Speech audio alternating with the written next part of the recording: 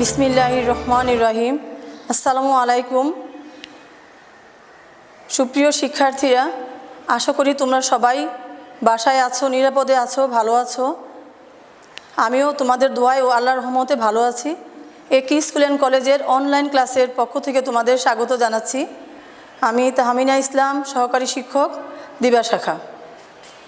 আজ আমি তোমাদের দশম শ্রেণীর বাংলা দ্বিতীয় পত্রের একটি গুরুত্বপূর্ণ বাংলা দ্বিতীয় পত্র ব্যাকরণের একটি গুরুত্বপূর্ণ অধ্যায় নিয়ে আলোচনা করব। শিক্ষার্থীরা, আমরা কেউ কেউ বাংলা বানান লেখার সময় যখন নয়ের ব্যবহার হয় সেক্ষেত্রে আমরা দন্ত ন নাকি মূর্ধন্য লিখব, আমরা অনেক সময় বুঝতে পারি না। ঠিক বাংলা বানানে যখন স-এর ব্যবহার হয় সেখানে আমরা দন্তস্ব লিখব না মূর্ধন্যস্ব লিখব না তালবস্য লিখব, আমরা অনেক সময় বিভ্রান্তিতে পড়ে যাই। তাই আজ আমরা বাংলা বানান লেখার ক্ষেত্রে মূর্ধন্য এবং দন্তন্যর ব্যবহার কোন কোন ক্ষেত্রে হয় তা আজ আমরা শিখব। তাহলে শিক্ষার্থীরা বুঝতেই পারছো, আজ আমাদের পাঠের বিষয় হলো বাংলা ব্যাকরণের নত্যবিধান ও সত্যবিধান।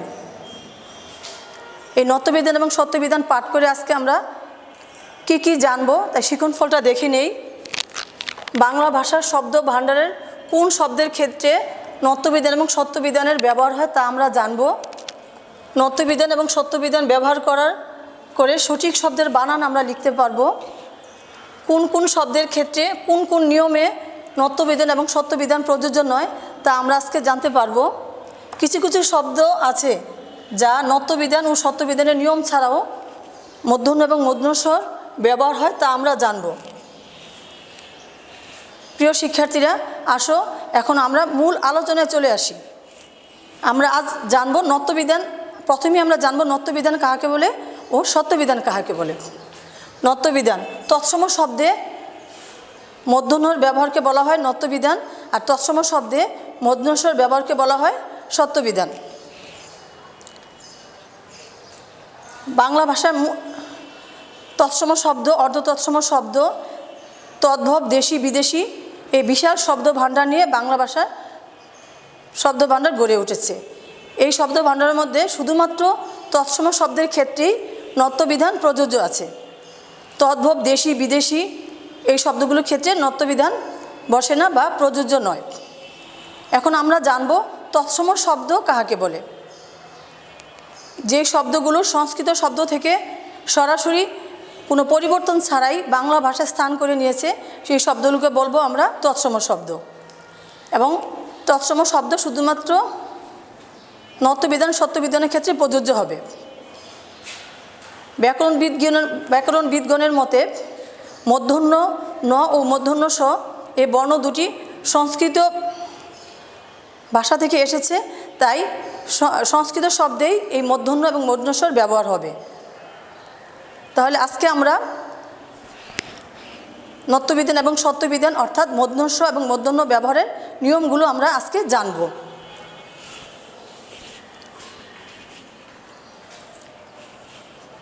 তৎসম শব্দের নত্যবিধানের নিয়ম। রি র মূর্ধন্য স এরপরে সর্বদাই মূর্ধন্য ন হয়। আমরা কিছু উদাহরণ দিয়ে বুঝিয়ে দেই। ঋণ, কারণ, ভাষণ, ব্যাকরণ, উষ্ণ ইত্যাদি। এখানে ঋণ শব্দটা যদি আমরা বিশ্লেষণ করি, এখানে নিয়ম দেওয়া আছে রি র মূর্ধন্য স্বর পর মূর্ধন্য ন। এখন ঋণ রি দেওয়া আছে, রিয়ার পরে যে ন হবে সে ন হবে মূর্ধন্য ন। কারণ শব্দটা যদি আমরা বিশ্লেষণ করি, কয় আকার র এর পর ন হবে মূর্ধন্য ন। দ্বিতীয় নিয়মটি দেখি আমরা। রি র এর সংক্ষিপ্ত রূপ অর্থাৎ রফলা, রেফ, রিকার তারপর মূর্ধন্য ন হবে। যেমন বর্ণ শব্দটি যদি আমরা বিশ্লেষণ করি, ব যোগ অ তারপর র এর সংক্ষিপ্ত রূপ রফলা র এর পর হবে মূর্ধন্য ন। এরকম আরও কিছু উদাহরণ আছে। তৃণ, কৃষ্ণ। 3 নম্বর নিয়ম, তৎসম শব্দে ট বর্গীয় ধ্বনির সাথে যুক্ত ন সর্বদাই মূর্ধন্য হবে। যেমন কাণ্ড, লণ্ঠন, ঘণ্টা। তোমরা যখন কাণ্ড বানানটা লিখো খাতায়, লণ্ঠন, ঘণ্টা,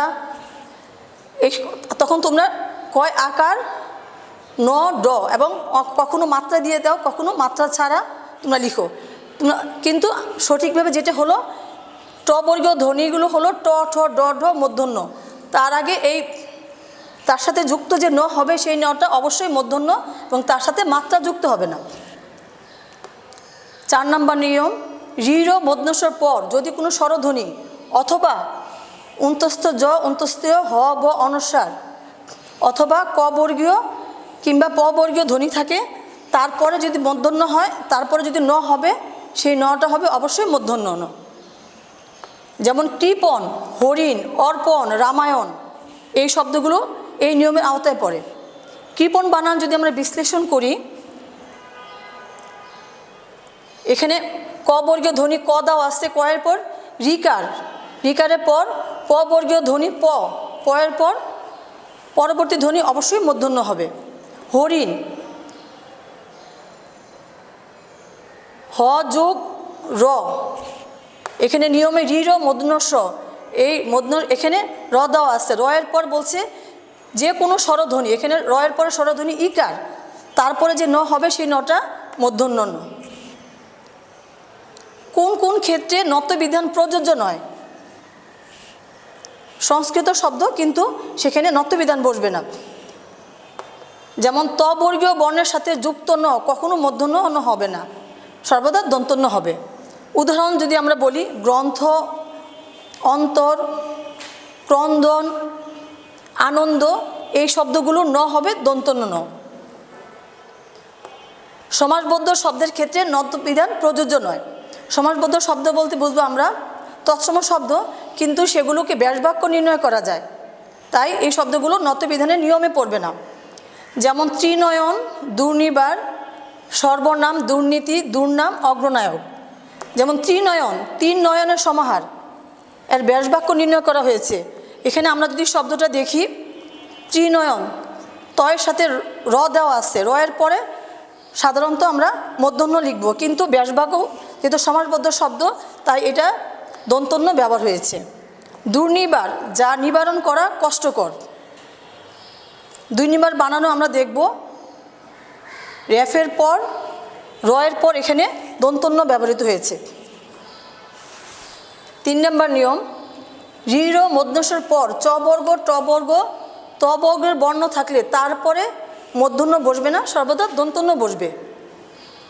এখানে আমরা যদি নিয়মটা দেখি, রচনা, আবর্জনা, রটনা। রচনা শব্দটাকে যদি আমরা বিশ্লেষণ করি, ঋ মূর্ধন্য স, এখানে র দেওয়া আছে, তারপর চ বর্গীয় বর্ণ চ, চ বর্গীয় বর্ণ থাকতে তারপরের দন্তন্য নটা হবে দন্তন্য, মূর্ধন্য বসবে না। কতগুলো শব্দে স্বভাবতই মূর্ধন্য হয়েছে যেগুলো নত্যবিধানের নিয়মে পড়ে না, কিন্তু আমরা বাংলা বানান লেখার সময় এগুলো মূর্ধন্য ব্যবহার করি। তোমরা এই শব্দগুলো মুখস্থ করার চেষ্টা করবে। চাণক্য, মাণিক্য, গণ, বাণিজ্য, লবণ, মন, বেণুবীণা, কঙ্কন, কণিকা, কল্যাণ, সুনীত, মণি, স্নানু, গুণ, পূর্ণ, বেণী, ফেনী, অনু, বিপণী, গণিকা, আপন, লাবণ্য, বাণী, নিপুণ, ভনিতা, পানি, গৌণ, কুণ, ভান, পণ, শান, চিক্কন, নিক্কন, তুন, কফনিক, বণিক, গুণ, গণনা, পিনাক, পণ্য, বান। এই শব্দগুলো এটা কবিতার মতো তোমরা মুখস্থ করে নিবে। এখন আসো আমরা সত্যবিধানের নিয়মগুলো দেখে নেই। আমরা সত্যবিধান কাহাকে বলে যদি আমরা জানি, বলি তৎসম শব্দে মূর্ধন্য ব্যবহার হলো সত্যবিধান। এখন আমরা মূর্ধন্য ব্যবহারগুলো দেখব। তৎসম শব্দে রিকার, রয়ের পর মূর্ধন্য হয়। যেমন কৃষক, বর্ষা, বৃষ্টি, তৃষ্ণা, সৃষ্টি, দৃষ্টি। কৃষক বলা আছে রিকার, রয়ের পর মূর্ধন্য স, এখানে কয়ের সাথে রিকার দেওয়া আছে, রিকারের পর স হবে মূর্ধন্য স। বর্ষা, ব যোগ র, রয়ের পর আমরা কি বলবো, মূর্ধন্য স বসবো, ব যোগ র যোগ মূর্ধন্য স, বর্ষা। রয়ের পর ও আ ভিন্ন অন্য স্বরধ্বনি অন্য স্বরধ্বনিগুলো কি হবে? অ আ ভিন্ন, রস্যি দীর্ঘী, রস্যু দীর্ঘ, এ ওই উ ও থাকলে তারপর মূর্ধন্য ষ হবে।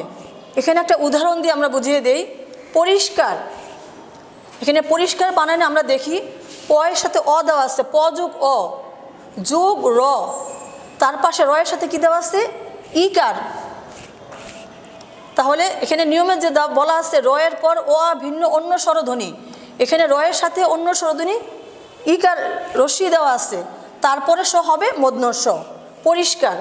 কিন্তু দেখো পুরস্কার বানানে কিন্তু দন্তস্ব পুরস্কার, এখানে মূর্ধন্য ষ না। কেন নয়? কারণ এখানে ও আ ভিন্ন অন্য স্বরধ্বনি এই নিয়মের আওতায় পড়ে না।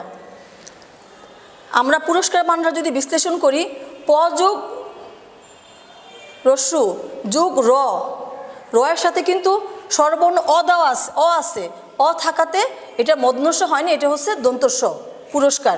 এই পুরস্কার এবং পরিষ্কার এই বানানগুলো তোমরা অবশ্যই বুঝে নিবে কোন নিয়মের আওতায়। ট বর্গীয় ধ্বনির সঙ্গে মূর্ধন্য ষ যুক্ত হয়, যেমন কষ্ট। ট বর্গীয় ধ্বনিগুলো হলো ট ঠ ড ঢ মূর্ধন্য ণ। এখানে টয়ের সাথে স হবে মূর্ধন্য ষ, ঠ ট বর্গীয় ধ্বনি, তার সাথে যুক্ত হয়েছে মূর্ধন্য ষ। নষ্ট, টয়ের সাথে মূর্ধন্য ষ যুক্ত হয়েছে। অ আ ভিন্ন অন্য স্বরধ্বনি এবং ক এবং রয়ের পর মূর্ধন্য ষ হয়। অ আ ভিন্ন অন্য স্বরধ্বনি অর্থাৎ অ আ ছাড়া রস্যি দীর্ঘ, রস্যি দীর্ঘ, রি এ ওই উ ও, এবং তার সাথে ক এবং র যদি থাকে সেখানে মূর্ধন্য ষ হবে। একটা উদাহরণ আমরা যদি বলি ভবিষ্যৎ, এই উদাহরণটা যদি আমরা বিশ্লেষণ করি, ভ যোগ ব, বয়ের পরে স্বরধ্বনি অ আ ভিন্ন, এখানে কি দেওয়া আছে? রস্যি ইকার দেওয়া আছে, ফলে তার পরবর্তী স হবে মূর্ধন্য ষ। ঠিক একই বানান মুমূর্ষ, ম যোগ রস্যু, ম যোগ দীর্ঘ, ও আ ভিন্ন অন্য স্বরধ্বনি দীর্ঘ দেওয়া আছে, তারপরে পরবর্তী বর্ণটা হয়েছে মূর্ধন্য ষ। ইকারান্ত এবং উকারান্ত উপসর্গের পর কতগুলো ধাতুতে মূর্ধন্য ষ হয়? ইকারান্ত উকারান্ত উপসর্গ যদি থাকে তার পরবর্তী স হবে মূর্ধন্য ষ। যেমন অভিষেক, অভি ইকারান্ত উপসর্গ, তারপর এই শেক বানানটা হবে মূর্ধন্য ষ, দন্তস্ব ব্যবহার হবে না। প্রতিষেধক, প্রতি ইকারান্ত উপসর্গ, তাহলে এই প্রতিষেধক বানান হবে মূর্ধন্য ষ, সেদকের বানান মূর্ধন্য ষ। সুষমা, সু উকারান্ত উপসর্গ, সুষমা এই স হবে মূর্ধন্য ষ। অনুষ্ঠান, অনু উকারান্ত উপসর্গ, তার পরবর্তী স হবে মূর্ধন্য ষ, অনুষ্ঠান। এখন আমরা জানব কোন কোন ক্ষেত্রে সত্যবিধান প্রযোজ্য নয়। খাঁটি বাংলা শব্দ, খাঁটি বাংলা শব্দ এবং বিদেশি শব্দে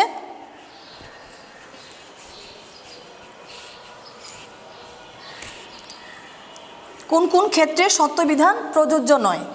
খাঁটি বাংলা শব্দ ও বিদেশি শব্দে সত্যবিধান প্রযোজ্য নয়, অর্থাৎ মূর্ধন্য ষর ব্যবহার নেই। যেমন আমরা যদি স্কুলে লিখি কোন পরীক্ষা? দ্বিতীয় সেমিস্টার, এই সেমিস্টার বানানটা অনেক ক্ষেত্রে তোমরা ভুল করে থাকো। সেমিস্টার একটি ইংরেজি শব্দ, সেক্ষেত্রে কখনোই মূর্ধন্য ষ হবে না, সেমিস্টার বানান সর্বদা দন্তস্ব হবে। ইংরেজি বানানগুলো এবং বিদেশি শব্দে দন্তস্বর ব্যবহার, যেমন পোস্ট দন্তস্ব, বাস দন্তস্ব, পোশাক, খারিজ, নামাজ, জিনিস, এই বিদেশি এবং খাঁটি বাংলা শব্দে দন্তস্বর ব্যবহার। সংস্কৃত সাত প্রত্যয়যুক্ত পদে মূর্ধন্য ষ হয় না, দন্তস্ব হয়। সাত দন্তস্ব খণ্ডত, এটা একটা সংস্কৃত প্রত্যয়। অগ্নিস্বাদ, ধূলিস্বাদ, ভূমিস্বাদ, এই শব্দগুলোতে মূর্ধন্য ষ ব্যবহার নেই। কতগুলো শব্দের স্বভাবতই মূর্ধন্য ষ হয়, শব্দগুলো আমরা দেখিনি, অর্থাৎ এটা সত্যবিধানের নিয়মের মধ্যে পড়ে না, কিন্তু মূর্ধন্য ষ ব্যবহার হয়। এগুলো আমরা মনে রাখার চেষ্টা করব। যেমন ষড়ঋতু, রোষ, কোষ, আষাঢ়, ভাষণ, উষা, পৌষ, কুলস, পাষাণ, মানুষ, ঔষধ, ষড়যন্ত্র, ভূষণ, দেশ, এই শব্দগুলো আমরা মনে রাখার চেষ্টা করব।